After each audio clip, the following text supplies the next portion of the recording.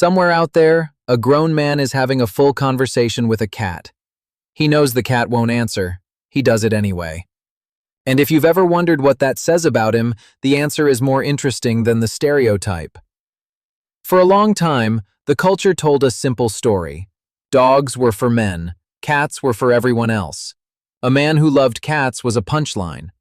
But when researchers actually started measuring personality against pet preference, that punchline got harder to defend. Let's talk about what's really going on. Here's the first thing. People who prefer cats tend to score higher on something psychologists call openness. Openness isn't about being friendly, it's a specific trait, a pull toward new ideas, imagination, art, and the unfamiliar. In a well-known study led by Sam Gosling at the University of Texas, self-described cat people rated higher on openness than dog people, and, on average, lower on extroversion. Read that carefully. Lower on extroversion. It doesn't mean shy. It appears to mean the energy points inward. These are often people who don't need a room full of company to feel like themselves. They're comfortable in the quiet. And a cat, more than almost any pet, rewards that exact temperament. Which brings us to the second trait, patience, the kind that can't be faked. A dog tends to meet you halfway. A cat makes you earn it. You can't rush a cat into trusting you, and you can't bribe your way past it. You have to slow down. You have to let the animal come to you on its own clock. A man who lives happily with a cat has, whether he realizes it or not, practiced this. He's learned to offer attention without demanding a response. That's a rare skill. Most of us are terrible at it. Think about what that trains in a person, the ability to be present without controlling the outcome. Now, the third one is subtle. Emotional attunement. Reading a signal that isn't spelled out. Cats don't tell you what they need in words, and they barely tell you in sound. A tail flick, a slow blink, ears turning a few degrees. The gap between a cat that wants you close and a cat that wants to be alone can be measured in millimeters. The slow blink, by the way, has actually been studied.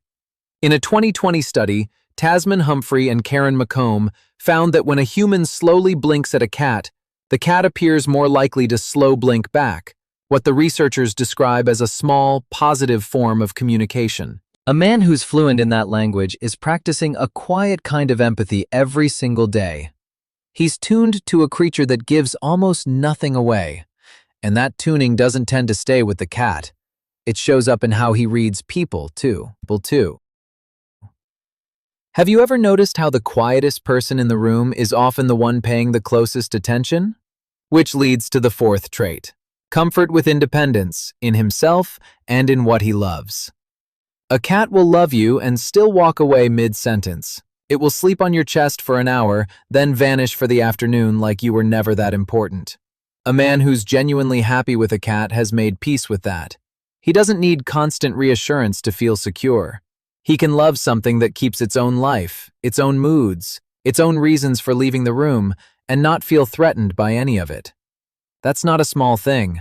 A lot of human relationships fall apart over exactly this, the inability to let someone be their own person. The man who loves a cat has been quietly rehearsing the opposite, and that brings us to the last one, the rarest of all. Gentleness with nothing to prove. There's a version of masculinity that treats softness as weakness. And then there's the man on the floor at midnight, moving slowly so he doesn't startle a small animal, letting it decide whether to trust him.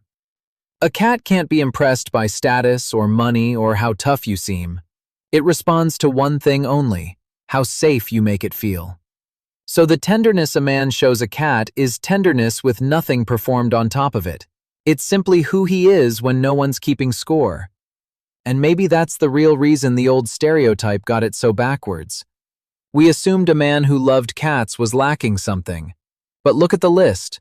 Openness, patience, attunement, security, gentleness. Those aren't the traits of a man who couldn't handle a dog. Those are the traits of a man who learned to love something on its own terms and didn't need it to love him loudly back. So the next time you see a grown man having a full conversation with a cat that will never answer, don't laugh. He's not talking to nothing. He's just fluent in a language most people never bother to learn.